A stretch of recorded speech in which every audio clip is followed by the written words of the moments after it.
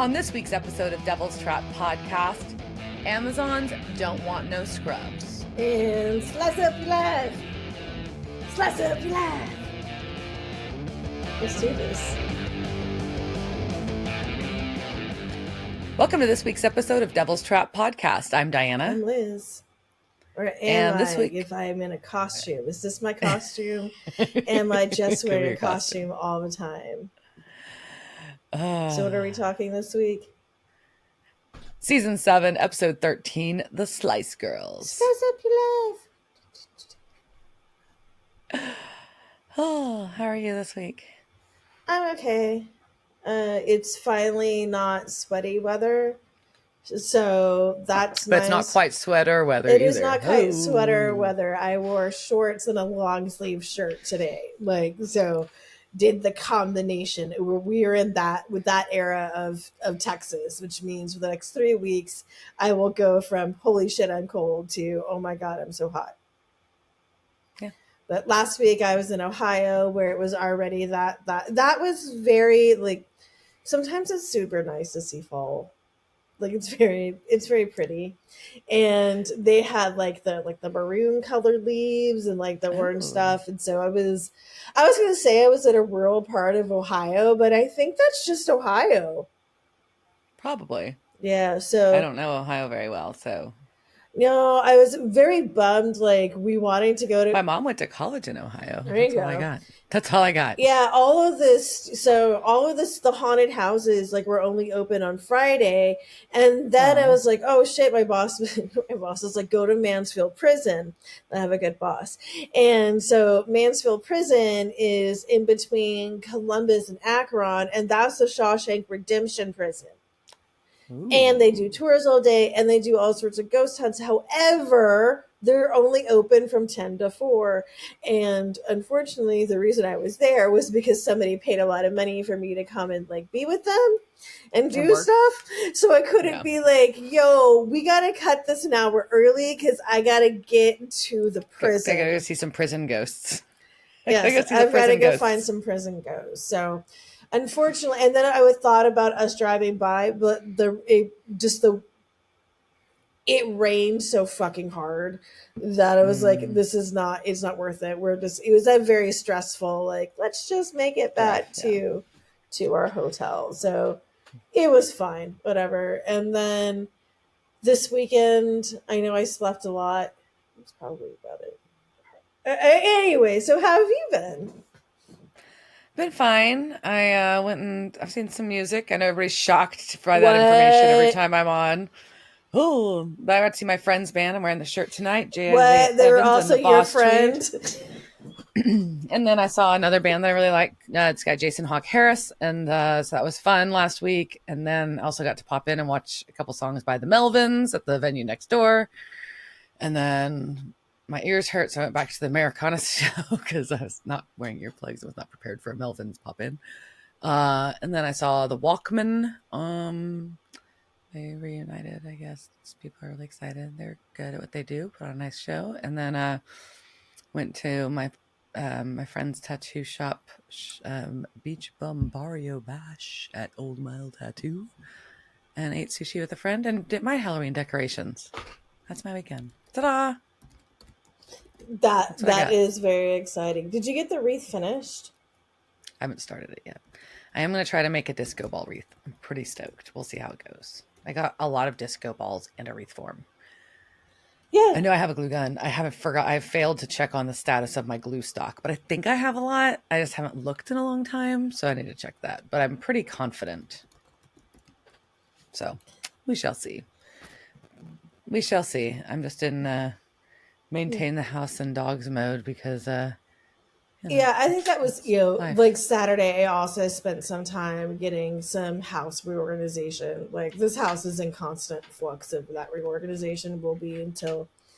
But also a friend who just moved into a new place, and she's being like, her stuff is like almost set up, and I'm like, wait, you're supposed to do that in like a week, like not 6 months? Oh, yeah. Girl, you know how I am. I can't even come back from a vacation. I have to unpack that book within an hour of arriving home. Like I would be the same way. I'm like, oh no, it must all be set up. No, That's just how my brain works. I had too much other stuff to do. Other things take precedence. So, anyways, but yeah, now I finally have my bedroom organized a little bit more, which gives me a little more. There's so much to do, like in it, and that's also going to spiral me up. So, anyway, speaking of spiraling, let's talk about slicing. Is that a good transition? Why not? Like it's a spiralizer. It's a spiralizer. So, the Slice Girls is obviously a joke on the Spice Girls, if you did not get that. And I will want to say that I did learn today after reading the reviews on Spice Up Your Life as I was listening to it, and I was reading up on the lyrics because I wanted to see how some things were still being perceived. I did read these reviews. Spice Up Your Life received mixed reviews from music critics, with Latin-inspired production garnering divisive opinions. Andy Gill, the Independent, called it a pseudo-salsa pop pastiche, while the staff of the Miami Herald considered it a condescending dud. In a similar review, David Brown of Entertainment Weekly described it as a ha-cha-cha slice of tropical boat cruise frivolity. George Varga of the San Diego Union Tribune believed that the song does for Latin music what Hanson does for death metal. What? Wow. Sorry, I read that and I had to share it because that was some of like burn. Yeah, I hope that the Spice Girls had to put some sweaters on. Or I guess it would be opposite, but I don't know, whatever. So that was hilarious. So I don't care. Need some salve for that. Some salve for that burn. There you go. So this episode, season 7, episode 13, first aired February 3rd, 2012. And it was directed by Jerry Wanick. Now, Jerry is was the production designer and a co-producer on Supernatural since season 1. We've seen pictures of his fluffy dogs used in paintings in the past, which is why he's important, because he has a fluffy dog. I mean, other reasons probably, but fluffy dog kind of wins things for most stuff. But this was his first episode that he ever directed, and he was very nervous doing it. He ends up, he directs more, but I just think it's very, like, someone who had like that much he cared so much about the show. Like, he like basically said, like, I was like, he's like, it's like somebody gave me a $3 million car and then I was worried about wrecking it, right? Like, so I think it was very sweet and very awesome, like how much he really cared about doing this. Most recently, he is working as a production designer for the show Superman and Lois, which is on his 3rd season. I didn't know existed, but no, whatever. There's another Superman show. Oh, yeah. That's what the world needed. This is written by Brad Buckner and Eugenie Ross Fleming. I love that couple. And yeah, so we're going to start off where it was raining, and it was raining there, and it was raining here. And I was just very happy that it was finally fucking raining. And I was just like, thank you.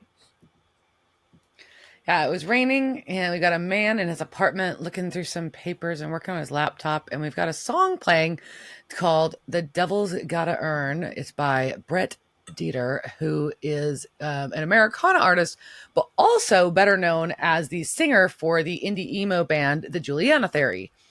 Interesting hot take. And so he does both now. Both the Juliana Theory has reunited. They briefly split or took a hiatus or whatever. Anyways, I just thought it was interesting having someone spin off from a very different genre to do a good Americana vibe. Anyways. And here's somebody come into his apartment, calls out to see if it's his woman or whatever, and they don't answer. So he like stands up, closes the window, and turns his music off. And now he's sitting in silence, which is my personal hell, while he's working on his laptop. And we get this weird like, zoom how in do we on even his do eye. that? I don't understand. Like, once the music it gave me anxiety watching it happen on TV. Like, once, like, I'll be sitting in silence for like a minute, and then I'll realize that I'm sitting in silence, and then I immediately freak out and put something on. Correct. And he like intentionally closes the window and turns music off and sits back down. What the fuck? Psychopath. Who does this? Psychopath. Or maybe we're the psychopaths. I don't know. We're not going to go there. All right. So we get a super tight zoom in on his eyes. And then somebody grabs him, throws him across the room. The glass shatters from the picture frame, but there's a shit ton of glass and a shit ton of blood. And then we see a knife like stabby happening, but all we see is the knife hand and a lot of A lot blood. of slicing up. He gets sliced up. Yeah. But he does have some really cool Slice pop up art on his your wall, life. by the way. Slice up your life. And then his shirt's ripped open and a sigil gets carved into his chest. Very nicely done. I'm sorry. Very It's just like very clean. It's a very nice clean work, you know. Like they didn't even have to have a stencil. Like they just like do that freehand. It's pretty impressive. It was. Yeah, so we cut to Sam and Dean. Sam's driving and Dean's sleeping. They're in a 70s Buick Riviera, which a car I very much like. And Dean wakes up and takes a sip from his flask. He's carrying Bobby's flask. So that's kind of a running theme in this episode, but he's now using Bobby's flask, which is also dark if you think about it, because they both drink. Well, Bobby drank a lot too. This is pass that alcoholism down to each other. It's so nice. As I take a swig from this wine glass, it's fine. So same. Here we go. I will wash that judgment down with a sip of wine. Well, Dean thinks they're on a wild goose chase for a serial killer, which, you know, like when Sam starts explaining things, I can also see that. Yeah, but he's also like 4 guys in 2 weeks. Their hands and their feet are cut off. But that's a serial killer thing. But they're getting grown men being thrown through walls. Okay, maybe not a serial killer thing. Dean also says that there is a guy with a foot fetish run amok, which he could have done a whole amok thing, which I'm disappointed he didn't. So we go to this morgue or whatever, so we find out is a crime lab. I just want to point out in the transcript, this kid or whatever he is, he's known as a forensic officer, and I just loved that, and I called him my forensics officer for the entire thing. My FO. And I believe his name is Eddie. We see him. But he's adorable. He continues in the episode. I like him. He is so helpful to the feds who are coming in.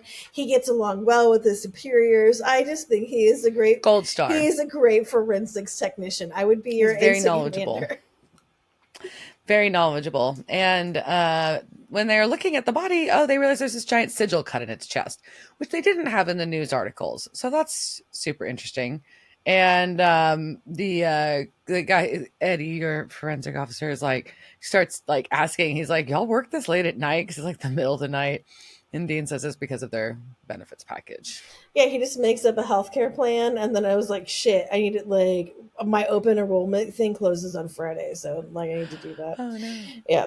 So, but also F.O. Eddie, he just knows everything. He may be a serial killer. Right? He's very knowledgeable. Yeah. And he's like, oh, yeah, we found a DNA on one of the from the attacker on one of the previous cases because the victim bit them, but there's no genetic matches, as in not human. And that's just fine. That's just only Eddie, the FO, only him, only he knows this or cares. Yeah. So as they leave, Dean's like, okay, this does sound like an us kind of case. Fine. So what do you think? Sam, also, now I'm just going, do you think he's just been working at this job and nobody takes him seriously, and now he's finally I have these people and they're going to listen to me. He's just going to pull them. Yeah. Eddie's so happy. He's like, yes. So Dean tries to send Sam to go do research while Dean goes to the bar, which is his form of research, to hang with the locals. Yeah. And so he goes to Cobalt Room. That's what it was. And honestly, as bars go, I would probably I don't like the sign. I'd have a drink there. But I drink there. It looks low maintenance. It's vibey. It's just okay, I can have a drink here and we can hear each other talk. Okay. Yes.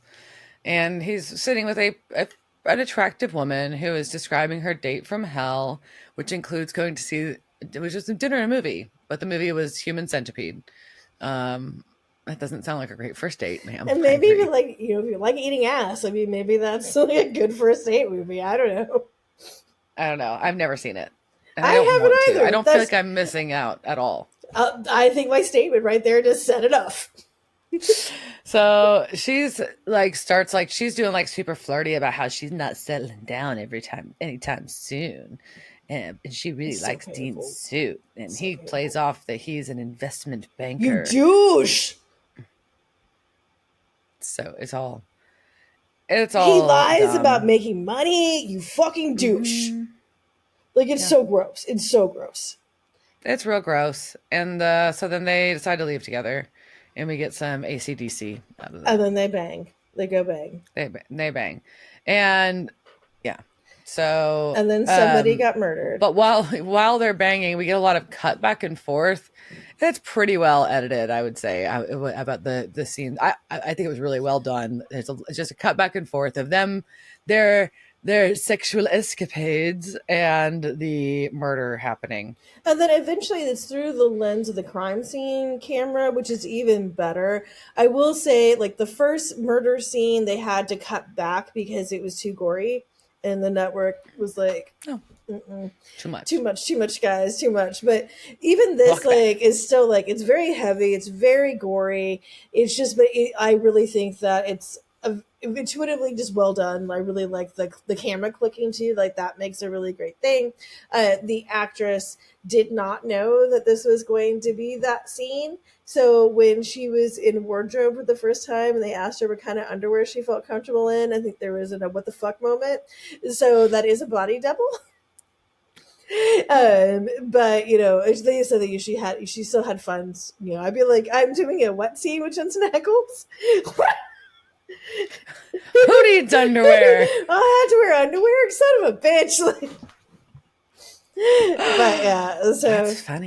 But I always like like thinking about, but I find the filming of like these scenes is interesting almost as the fight scenes, right? Just like all the things that go into it, especially like if you think about like what part of your body or your body double's body you want showing, because like sex isn't sexy. Like, we don't look good humping. Like, it takes like lighting and stuff to make those things like look good. Well, and also being Jensen Ackles. So details. So we go through that.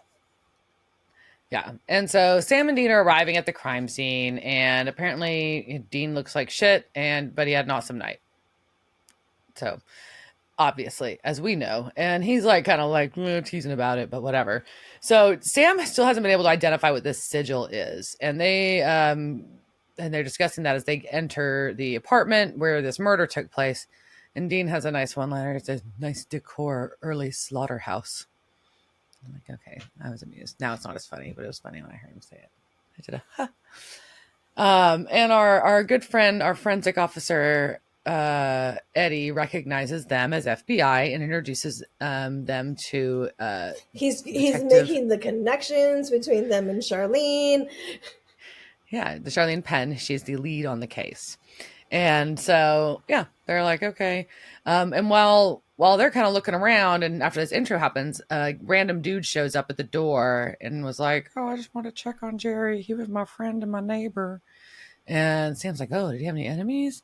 And he's like, well, his wife wasn't happy because he had a fling. Ooh. A little alarm bell there, except for the fact that his wife probably couldn't throw him like practically through a wall. Yeah, and they also mentioned before Jerry's friend shows up that all of the victims all have the same victim profile. They're all 30s. They're all in their 30s, good looking, successful, and with no known enemies. So all their victimology is the same. I've been watching a lot of good moments. Anyways, so we go from that to Dean realizing that he has left his flask at Lydia's. Womp womp. And so he calls and she answers, but she definitely does not want to be on the phone with him. And it is real awkward. And she kind of dismisses him. Why'd she give him her real number? I don't know. It's real weird. It's real weird. And we zoom out on Lydia, and she's super fucking pregnant. And she was not the night before. Very preggers. Very, very, very preggers. So we cut to a really weird room with a bunch of chandeliers and candles. That's how I don't know what this is. And Lydia is now in labor and surrounded by a bunch of other women. And she gives birth to a baby and names it Emma. And then they call out next. Yeah, and the women are like telling her, like, the pain is an honor. And I'm be like, fuck you, bitch. Like, no, that is never an honor. Like, yanking something out of my twat. Like, no, thank you. But so obviously something weird is going on with Lydia. So Sam and Dean go meet Professor Morrison at the anthropology department at a college. And I immediately go, I can't wait for curtain call. So he definitely wants to get paid by the FBI for helping them. I love him so much. And they're like, nah, you can have our gratitude and a good word with the IRS. And that gets his attention. So, like, Professor Morrison is just shady. But, like, this underneath shady, they never, like, they just keep, like, maybe he probably has IRS money and we'll just get problems. Just go with that. Apparently. But either way, he just needs to do a bunch of research on the sigil, but he can figure out what it is. He's so excited. And Sam's like, cool, we'll see you tomorrow. And he's like, oh, I've spent an entire sabbatical on less than this. And they're like, now there's a serial killer. And he's like, my housekeeper needs a green card. So yeah. He's so down to negotiate. So shady. So Dean is upset that Lydia still hasn't called. So he's just gonna do a drop in. Fuck you! Get the fuck you psychopath! Get the what the fuck are you doing at my house? Like, I mean, I kind of get though. Like, he's got to get your property. I mean, it is what it is. Too. Yes, I also understand that. But also, but at this point, like, weren't there text messages? Apparently, she wasn't answering them. Yeah, I would be like, I'm coming to your house. If you just put it outside. This is what you do. I would text and be like, hey, I understand you're busy, Lydia. Like, just put it put it in your mailbox. We don't have to see each other. That's what I would do. We don't have to talk. We don't have to see each other. I just need my shit. Yeah. So much easier than this awkward shit. Yeah. So he shows up at her door and she calls him the wrong name. I love it. Calls him Dawn instead of Dean. And she found the flask and she almost threw it away. So she goes to get it. And he just fucking awkwardly just strolls right on in. What the fuck is wrong boundaries. with you? No boundaries. Like, sir, you stay at the door, sir. Stay at the door. Unless, like, did you have, like, a super, like, intimate night? Like, maybe, I think you just fucked. Like, I don't think there was talking. Like, you did not connect. You fucked. You can't walk in the house. But now there's, like, a young, like, toddler almost. It's a baby, but not quite toddler age. It's standing up. It's a baby that's old enough to stand in a crib. What's that, 18 months? And, I don't know. Yeah, sure. 18 months. I don't know. 18, like we were talking, like we were saying right. on children work. No. And he's like, oh, you're babysitting? And she's like, nope. And he just like walks towards the baby, which more boundaries, sir. Boundaries. Don't walk towards the random baby in the house. You creep. You fucking psychopath. Who came over to get a thing of liquor? Yeah. So anyways, we find out that this is Emma, the baby that she just had like that morning or whatever. And it's her first child, so she tells him. So Sam calls Dean and interrupts him. So he's like, yeah, we need to get to the crime lab right now. And while Dean's on the phone with Sam, he hears baby Emma talking, like not goo goo gaga, like full on like, Mom, who's that guy? Like talking Look to who's Lydia. Talking now. What the fuck? Oh man, I haven't seen that movie in forever. So you're right. I forgot about that movie. Yeah, so they made a conscious decision about like whether or not to have her mouth move, like the baby's mouth, and they decided. The head, didn't they? But so she does. She talks. She did, but it's not. Yeah. I'm okay with that. I didn't think it was that creepy, just because the voice wasn't goo goo gaga. I think because the voice was so matter of fact, like I was okay with it. So weird. So Sam's kicking it with Eddie back at the morgue, and they're looking at this body, and it's all the same shit. All the same again. And good old Detective Charlene, though, is super suspicious. And she's like, what brought the feds in on this anyways? Why are you here, Sam? And he's like, before he can even answer, Eddie's got the fucking answers. He's ready. He's like, oh, well, it was similar to other cold cases, and it jumped state lines. So, I have the case files. Sam, do you want to look at them? Here you go. So, I mean, obviously he is the serial killer because like that, if this was like, that's like, I would be like, what the fuck, bro? Why do you know about this shit? But also, why didn't Sam and Dean know about the cold cases? Why did this not pop up on their radar? I think the implication is because they didn't have Bobby. Yeah.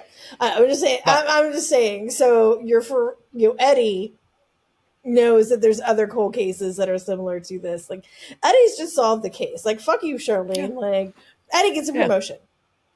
Right. Promote him immediately. He's the sheriff now. So, anyways, we've got cases in exactly. They've had the same pattern happen before in Chicago and Miami, and so Sam is explaining all this, these identical murder fests to Dean, and Dean's like not really saying, but definitely telling Sam that he's staking out Lydia's, and all these women like leave. He sees a bunch of women leaving Lydia's. They show up and then they leave, and they have a suitcase and full on child size Emma. So this has only been hours, and she's like an 8-year-old now. Leave the house to go with them. Yep. And Lydia gives her a little locket, but stays behind.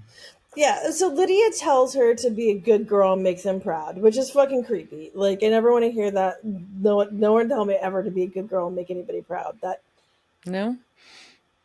That's disturbing in so many ways. But also the costume department, apparently that like this locket was like a last minute thing that was added into the script the night before, so they just had to send somebody out to go find a whole bunch of lockets that look like this.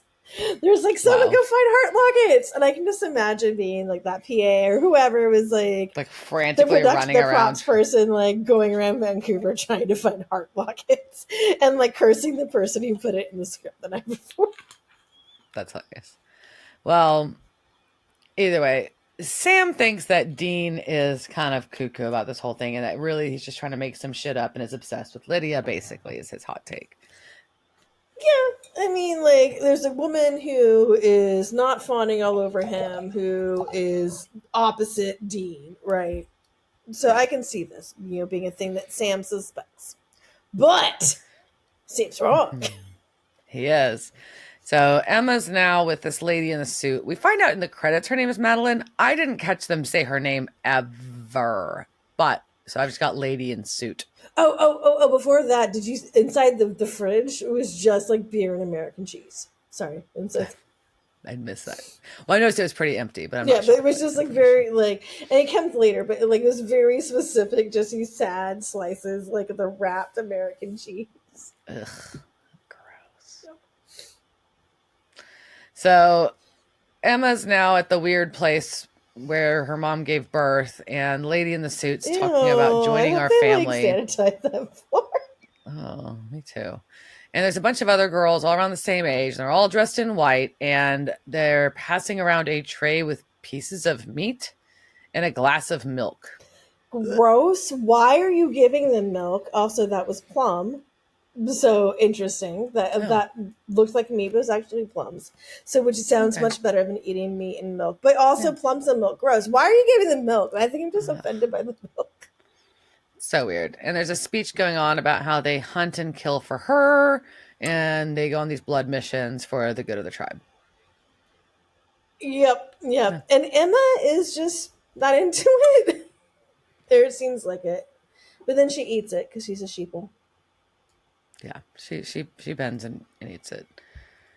Oh, that sounded weird. Anyways, so back at the... She bends and eats. I don't know. I didn't mean it. I didn't mean it at all. I really didn't. Yeah, but then I said it. You said it. Anyway, so at the university, good old Professor Morrison is giving a full-on presentation to Sam and Dean. He's got slides. He is ready. And they just want to get to the point. But okay. And so he's talking about how ancient and regional the sigil is, and it's been found on the Greek pantheon, and it's tied to the goddess Harmonia. Yeah, that's wrong. And Ares. No, that's wrong. It's I'm just already annoyed because there was like the goddess Harmonia was Ares' daughter. She was not the one that Ares. So Ares like ends up like fucking a nymph named Harmonium, which is not the same goddess Harmonium. So I already got really mad. This is all like everything is wrong. So we're just gonna do lore now. Oh, it's time for lore? Okay. Because I'm just mad. Well, so like basically Dean brings up, like, is this Wonder Woman? And so I think there's a lot of and the professor is like, no, it's not Wonder Woman. It's because he does say the word Amazon. We get to Amazon. He gets to Amazon. So he's talking about the Amazon. Sorry, I was already excited. I thought he said it. So I jumped ahead. Whatever. It's Amazons. So he says that they're an exclusively female culture with no use for men except for procreating. After they were impregnated, they killed the male, first cutting off certain body parts.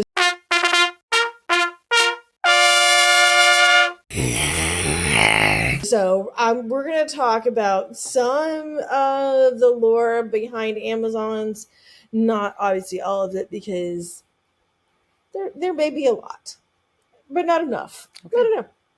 I will also say, I am not going to lie. I really thought that Amazons came from the Amazon in South America, like for the longest time. The jungle? Yeah, like, and up until probably longer than I should have, way into adulthood. Like, it may have been like me getting into Wonder Woman comics or something at some point that I was finally like, what?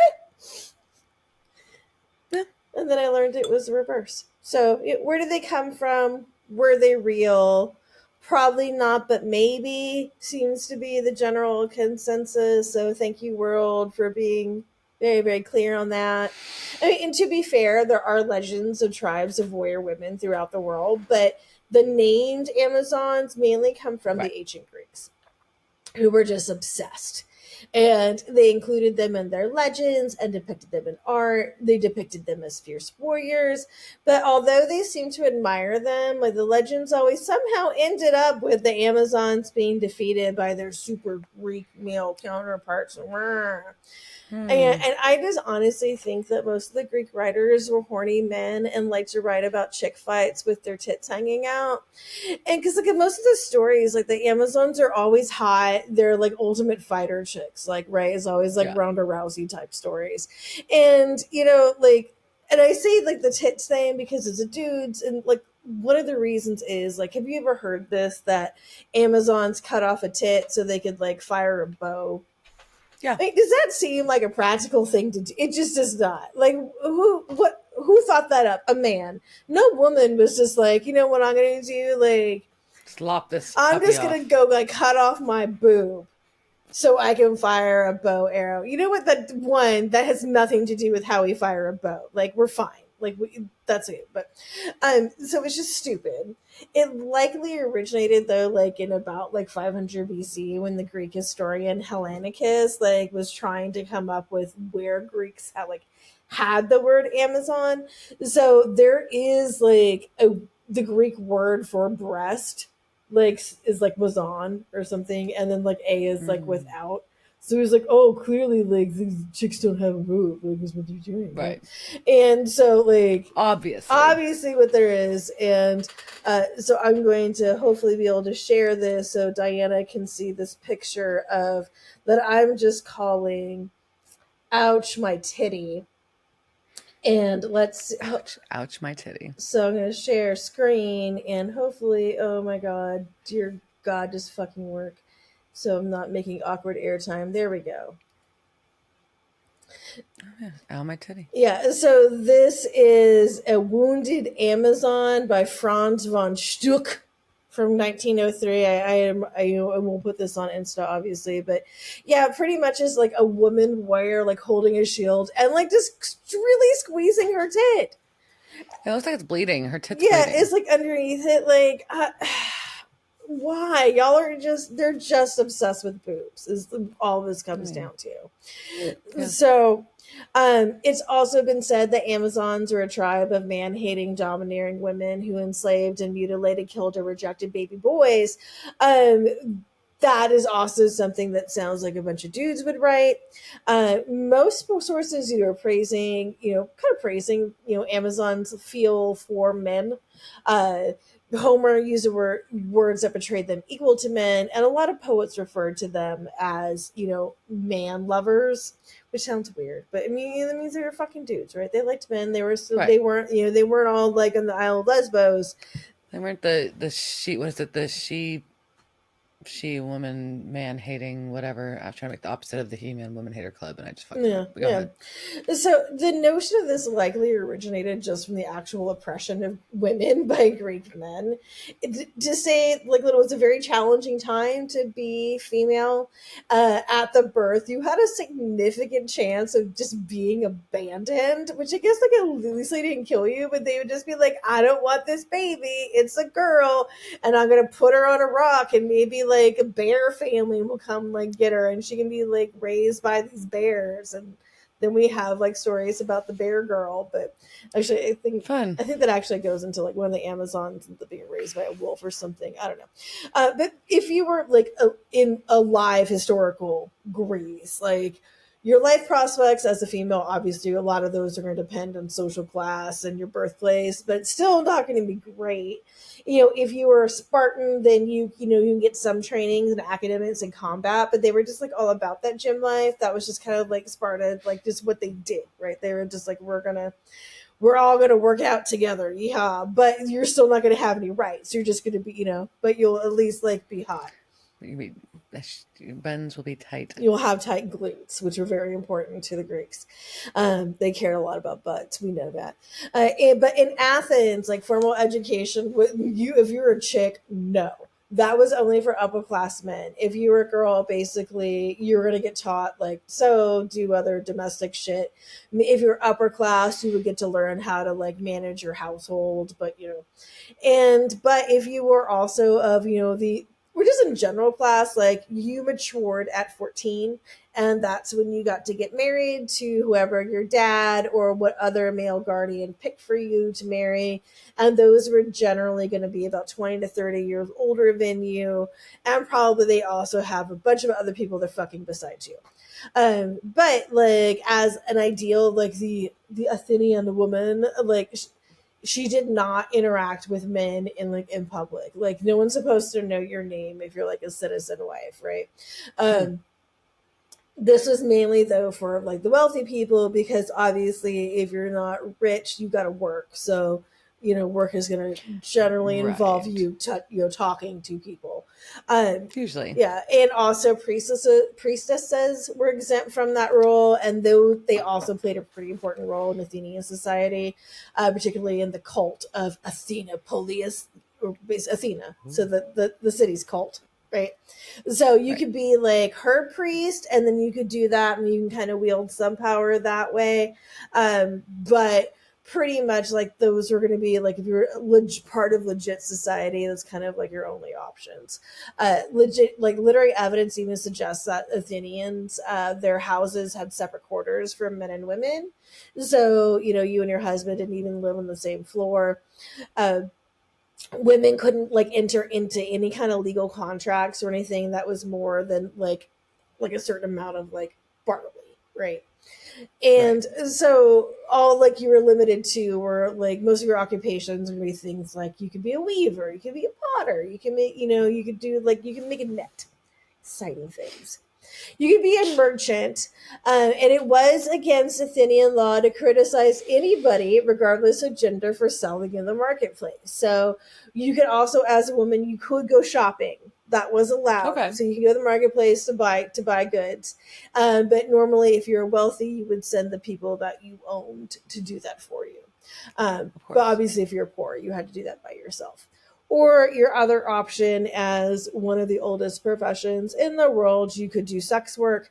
That was legal, but it was kind of frowned upon. Like it was kind of had a bad reputation, and it was taxed.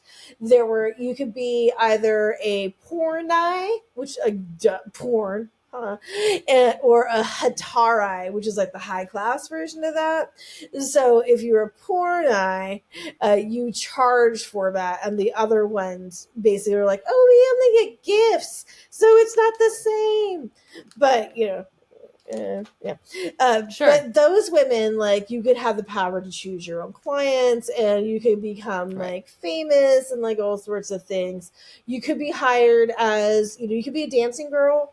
So kind of just like dancers of today, that's been Yeah. around forever. But you could be then the chances of sexual assault were pretty high at these things. Okay. I could see that. And remembering that you have no legal rights, you only have your male guardian to stand up for you, and nobody is guarding the guardian, right? Yeah, and there's also this idea that Amazons gave up motherhood to become warriors, and which is just, how would you make more Amazons? Well, this episode shows us that. Yeah, so there is that rumor and the idea that like they would go out and like find a tribe of men, and then they would be like, we're gonna take them, we're gonna fuck you, and then we're just gonna kill you and like take your seeds. Well, I'll be pregnant then. Yeah. No, like that's just as dumb. So like some of them were just like, oh yeah, they would just like mate with other people, and then like they would send the male children away, but no, that's stupid. Okay, so one thing to know is on were the Amazons real question is that in the Greek legends they were always talked about in the past, right? So nobody ever said in these legends, like it was never like the Amazon. Never current. Yeah, the Amazons weren't like in Athens, like having a war, right? It was always about like the older wars or like the Iliad. So Right. that was something that Homer wrote in 8th BC, right? So and that was you saying that this was supposed to be set like 500 years before that. So I'm going to summarize the main legends about the Amazon queens because, like I said, there's a lot of stuff. So this is all of the Amazon legends in a paragraph. Hercules gets told to get one of the Amazons, Hippolyte's belts, which had been a gift from her father, Ares, the god of war. She was like, whatever, I don't even like that thing. But then one of the Hercules boys like sees the queen's sister and decides that he's entitled to whatever he wants. So he and Hercules fuck off back to Athens with the belt and the sister. Then the Amazons come to fight. They all get defeated. And except that when Achilles like is fighting, he sees like one of the Amazons. She's a hot queen, Penthesilea. They're all queens. He gets a boner, but he kills her anyways. Then he fucks her corpse. In some versions, he doesn't. That doesn't happen. He doesn't fuck her corpse. He just is very in love with her. But anyways, necrophilia makes the story more interesting. So that's all the Amazon legends in a paragraph.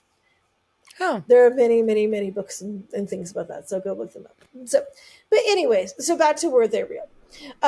So it is more likely they were based off of some version of women warriors. There are archaeological findings of 5th century BC graves that indicate that the Greek myths of Amazons may have been inspired by real-life equestrian nomads from Eurasia, which sounds a lot like Uranus. I don't know why, but it does. So both Amazons and the Scythian people shared traits like an active outdoor lifestyle, sexual freedom, hunting, and warfare. The discovery suggests a possible connection between the Amazons and the nomadic cultures of Scythia.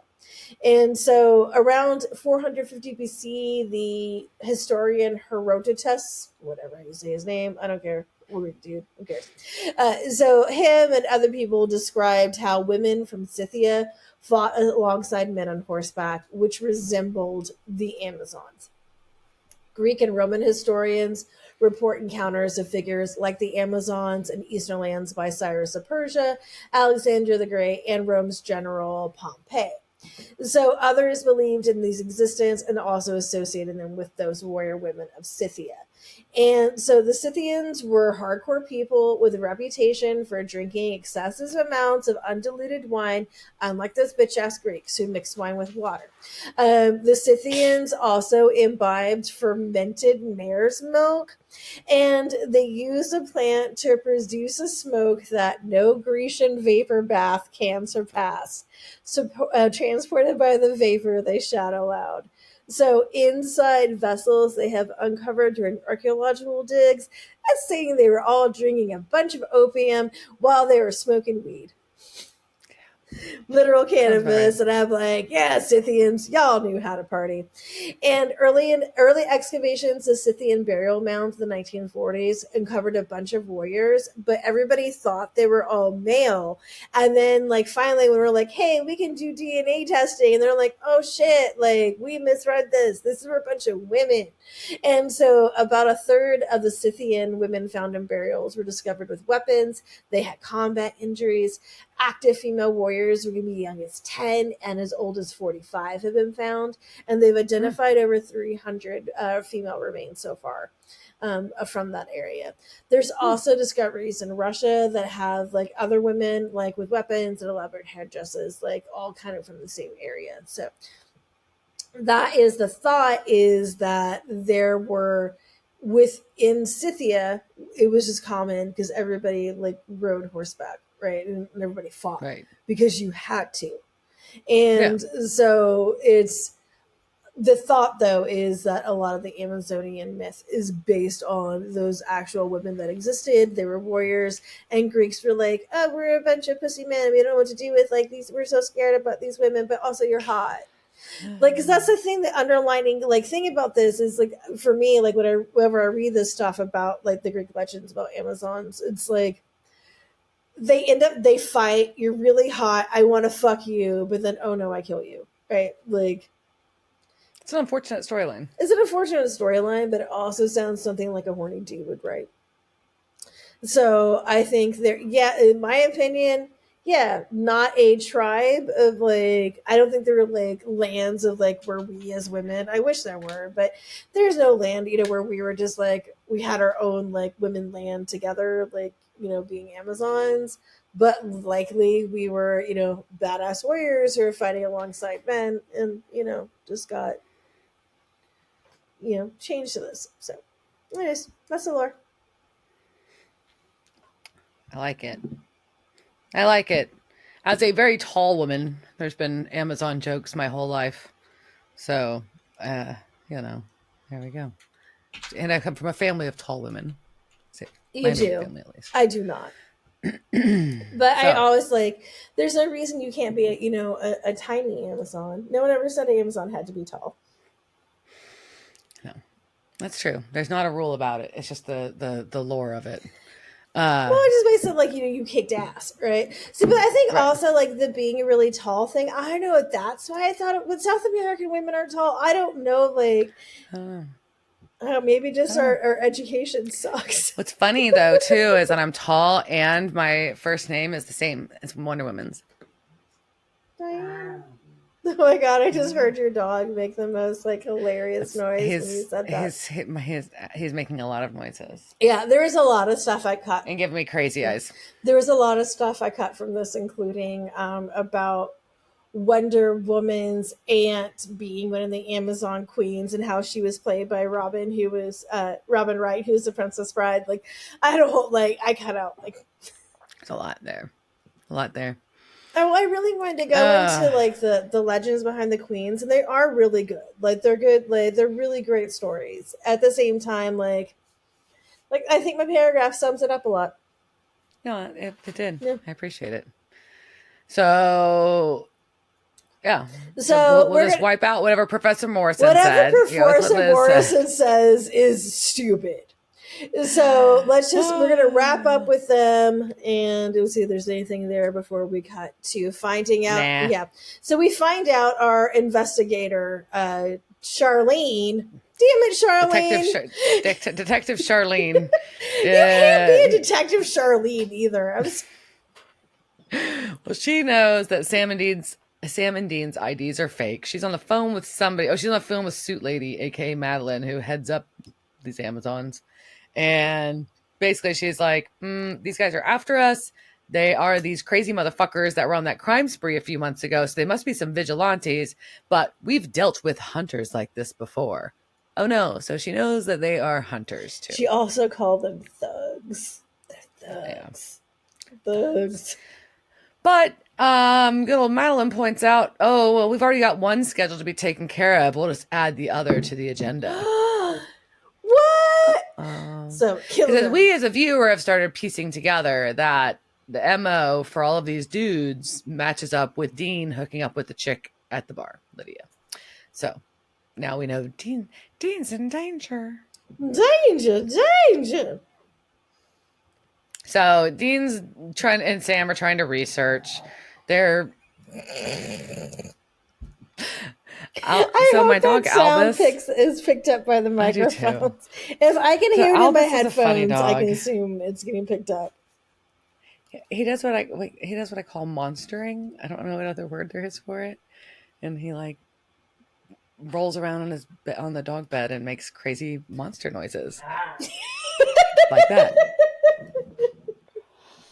I love that he is a very vocal dog. I appreciate a vocal dog. It's not barking. I do sometimes. So here we go.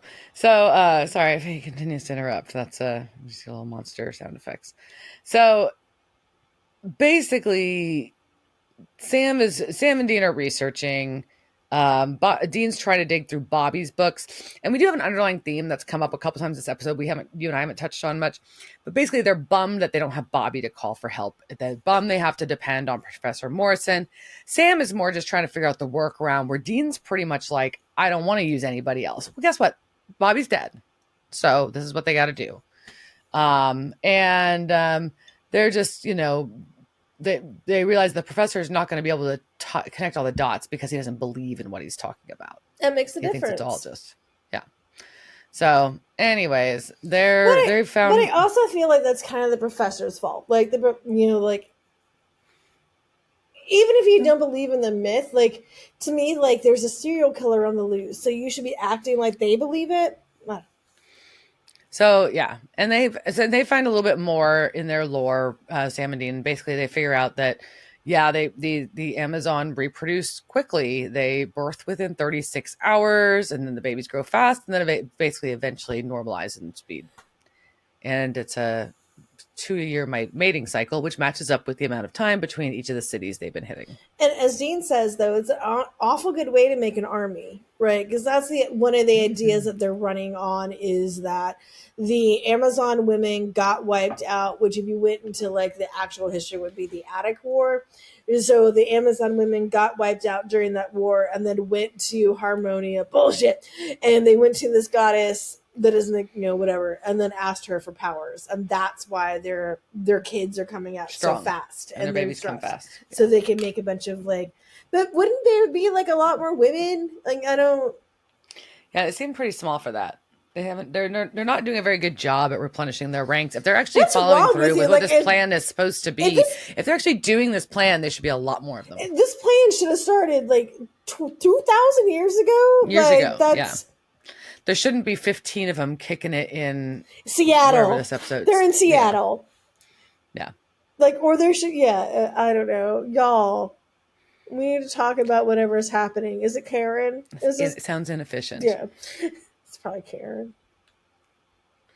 Anyways, so they realize, it dawns on them around this time that Emma might be Dean's. Uh-oh. Dean's a dad. Mm-hmm.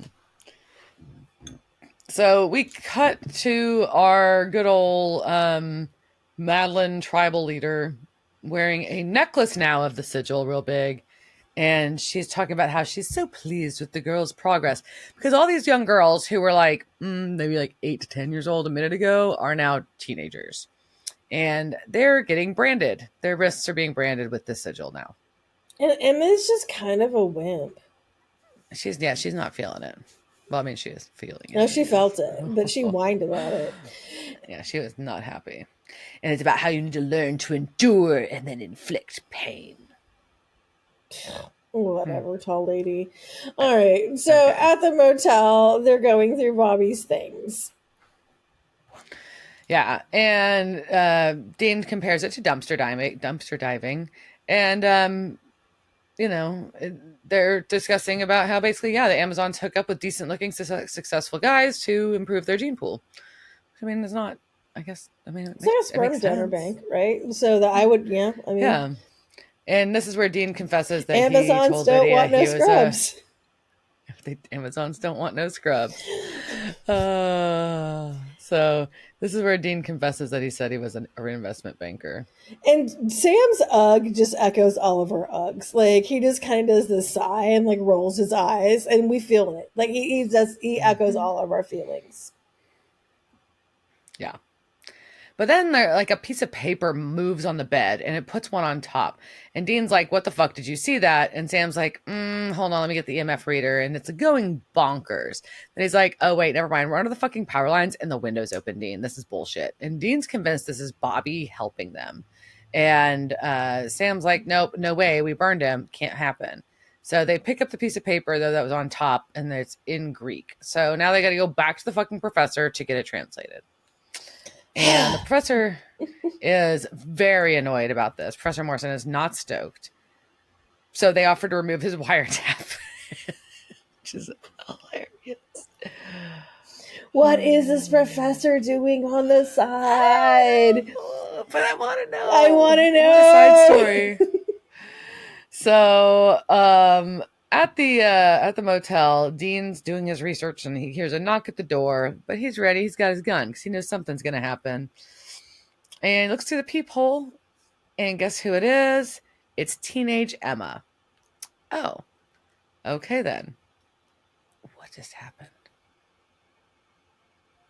Riverside just did, our filming thing just did something real weird. I don't know what happened. All right, so I got a thought bubble with a thumbs up on my screen. I don't know what's happening. Okay, cool. So Emma goes, "You don't know me, but my name is Emma, and I need your help." And then she gets really, really whiny. And she's just like, "You're my father. They tortured me. When they told me you were a hunter." And I'm like, "That's weird. Why are they telling you that? Like, this is all very sus." It's super sus. And you can tell Dean's like trying to be open to it, but also super sus about it too. He's like, "I'm not convinced." And she's like, "But I'm kind of hungry." She's like, "But 3 days ago, I wasn't even alive." Okay. And Emma plays off like she's mad at her mom, like you do. She's a teenage girl. Shocker. Huh. And this is her last chance to have anything normal. So here's my complaint. Are you ready? This is my problem. This girl was born 3 days ago and thrown into the Amazon tribe. How does she know what normal is? Apparently, like, I mean, she, like, think about, like, when she was, like, in her crib, she was like, "Who is that guy?" Like, so apparently But she wants a certain chance at a normal life. She doesn't know what a normal life is. I don't know. She also is just like, she also knows how to manipulate her father by saying, "I know you don't want me." So clearly, like, they got something in their head. And so I know. I was just saying that was my red flag. I'm like, she wouldn't know what normal is. Ha ha ha. That's how you know. All of this is fucked. It's all a ruse. It's all a ruse. It's all a ruse. And at that point, Professor Morrison's like, "Oh, I have read this rest of this. This is so funny." Ha ha ha. The ritual of initiation is the children must then kill their father. How edible. Oh. So we get a lot of it's a lot of like back and forth scenes now. We've got Emma asking Dean for help. We've got Detective Charlene attacking Sam, and she gets some crazy like really bad Jaundice? I said red eyes. Yeah, I don't know how to describe it. It's not red eyes. Like the area around her eye sockets get all red. Yeah, it's like the makeup I did for Halloween last year, and then she turns yellow. Yes. She gets jaundice with some little yellow red eyes. With really pale irises. I don't understand the point of this makeup, but I kind of like it. So... But why? I don't think that the Amazon... I don't know where this came from. I said, I don't understand this. Stupid. It's pretty. And she has the sigil branded on her wrist. We learned that. But anyways, so she tries to throws Sam. She calls him Sam Winchester. She's going to turn him in. And then he shoots her. And that seems to work. That seems to kill the Amazon. So, but his phone's broken. Yep, she broke his BlackBerry. So, I'm ready to replace that. So now he's got to haul ass in person to go stop Emma from killing Dean. And yeah. And so he offers her cheese or a leftover burrito as a snack because that's the only food he has. Yep. We'll see the cheese. It comes back. And then she, of course, pulls a knife on him. And he, of course pulls a gun on her. Yeah. And and he's just like, she's all snarky. "I was told you'd be a challenge." what? I don't like you. You're just, I don't know. Like somehow, like you got millennial inside those 2 days. I don't know. Like, Ugh. I just, whatever you do is just gross. So they have a standoff, and Jean's just like, you can walk away. And that she's a psychopath. She's like, it's weirdly hard, isn't it? You know, and just like, someone has to kill someone. My childhood's super disappointing. Okay, we get it, Emma. So Sam busts in. She gets the crazy red eye thing, and Sam shoots her. So I guess now we're even for Amy. What? I don't. You just also killed your niece. Like, I mean, so like we get. What? It gets real dark. They try to go find the Amazon headquarters. It's empty, so they're already gone. Okay, and Sam's trying to. They show down the alley to the mothership, but oh no, so sad. The Amazons have left it. Suck it, bitches. I mean, what? Well, Sam's like driving. They're both upset that the Amazons got away. I will tell you. This is where they really start. I just want to tell you, spoiler alert. We never learn what happened to the Amazons. So they're just out there. They're just out there. Like, doing their thing every 2 years. Thousands of Amazons everywhere. Just every millions, 2 years. It must be billions. Doing a bunch of banging and killing. Banging and like killing dudes that we just don't know about. I wonder if it's a tribe-specific thing that they cut off hands and feet, or like different ones cut off different things. Oh, interesting. Like, I'll take a nose. I'll take an arm. I'll take an ear. Maybe. I don't know. Take a butt cheek. We're the penis tribe. Yeah. Take one, the balls. One ball. Only one ball. Only one ball. But yeah, so they do have a convo now about like, oh well, you know, the parallel between this and with Amy. And I kind of see, so hold on. Obviously, when this happened, I see the parallel with Amy. Absolutely. You know, Sam's kind of mad. He's like, look, Emma's not really yours. And he's like, yeah, she kind of was, though. But also, you know, she was a monster.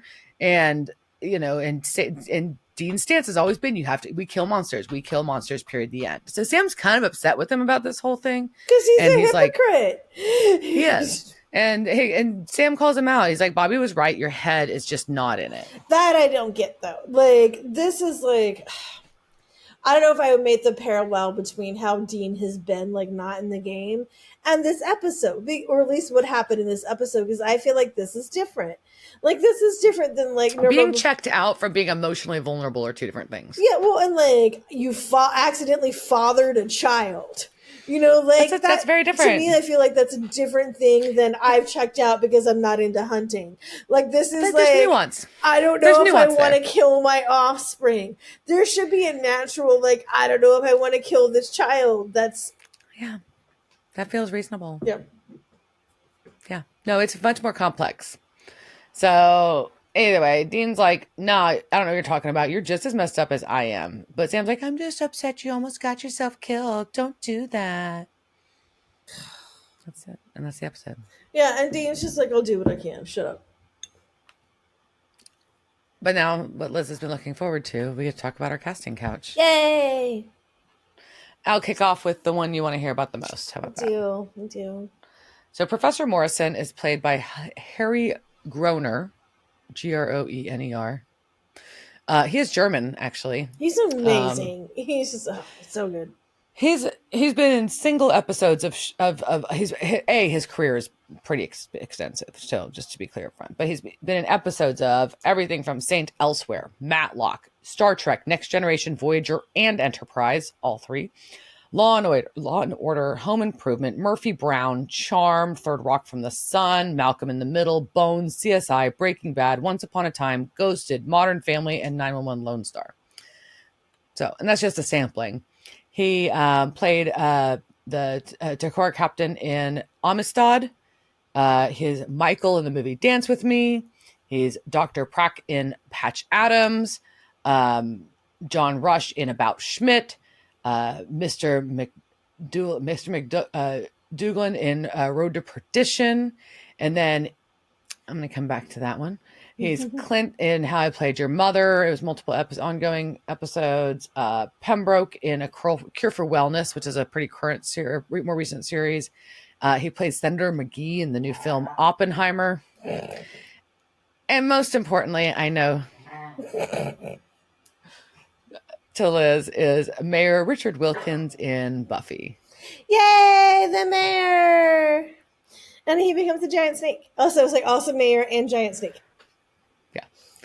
Lydia was played by Sarah Canning. She's been in episodes of Smallville, Hell on Wheels. She has actually a recurring character named Charlotte Royce. Once Upon a Time, Van Helsing, and she's been in a couple episodes of Big Sky, which is interesting. That's something that Jensen's on now. And she's on 911. She also was Lake in War for Planet of the Apes. Jacqueline in a series of unfortunate events, which I really much enjoyed the series on Netflix. Catherine Drew in the Nancy Drew series, and Jenna Summers in the Vampire Diaries. She was Jenna. She definitely was. It was about it, like, how the fuck was she? But yep, she was Jenna. And what happened to Jenna? She died. So, and then we've got Detective Charlene Penn was played by Kendall Cross. Episodes of Highlander, Smallville, Fringe, Once Upon a Time, Flash, Riverdale. She's Mrs. Kagan in The Butterfly Effect, which we talked about recently, and has had small roles in films like bit parts or small roles in Sisterhood of the Traveling Pants, Snakes on a Plane, and The Wicker Man. And it's been done a lot of Hallmark films as well, or movies. I should say, not films, Hallmark movies. Madeline, our tribal leader, was played by Jill Teed. Episodes of X-Files. I'm sorry, my monster Albus is.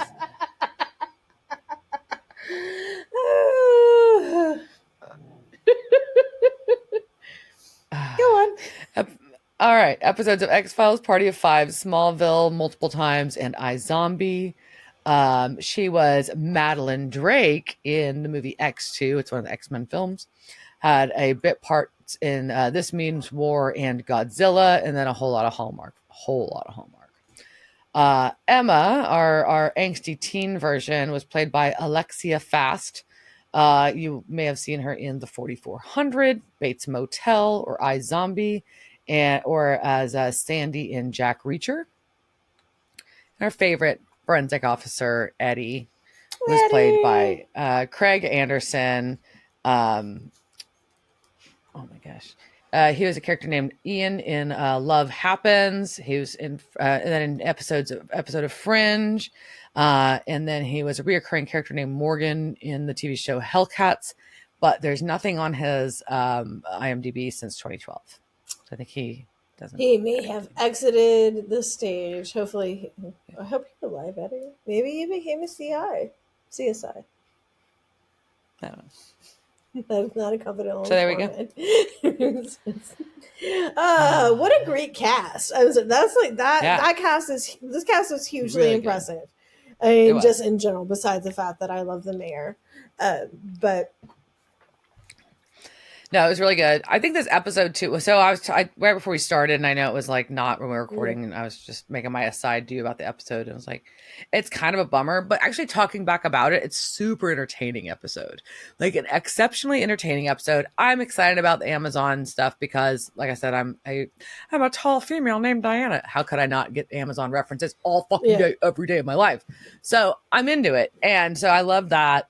I just thought like the having to kill your daughter or your daughter kill you thing was like a little rough. They've been through enough with that shit right now. Like, come on, give them a break. Well, I feel like it's such a throwaway thing, right? Like, it's barely like she's like I know she's like not human, but she's human, right? Like you're half Dean, right? Like you can't just like I know like you're half monster, but. You just killed, like, your brother just killed But are you 100% monster or only half monster? Well, I mean, it was like, I don't know. Like, it's... Then if you're 100% monster, then why do genetics matter? I don't know. It's complicated.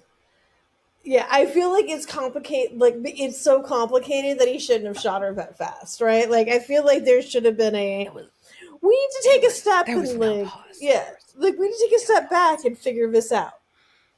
Like, hey, Dean, do you want me to shoot her?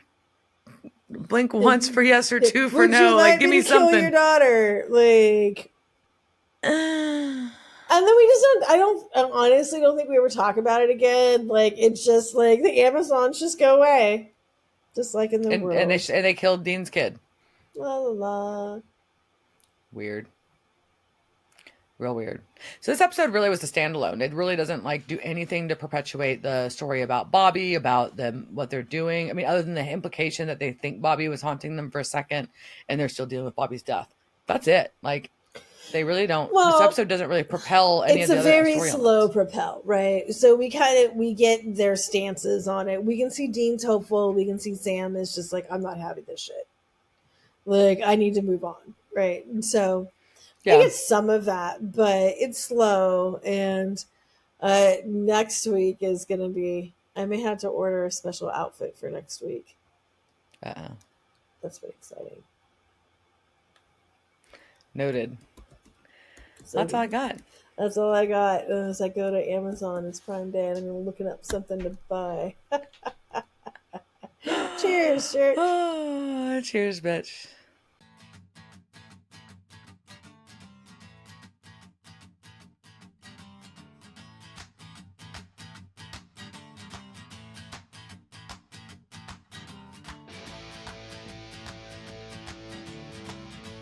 Devil's Trap Podcast is a Don't Get It production.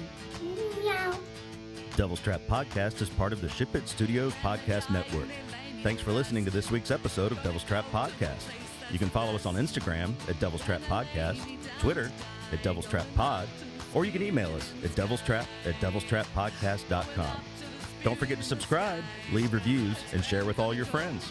We're at all your favorite podcast outlets and at devilstrappodcast.com. I'm Babe.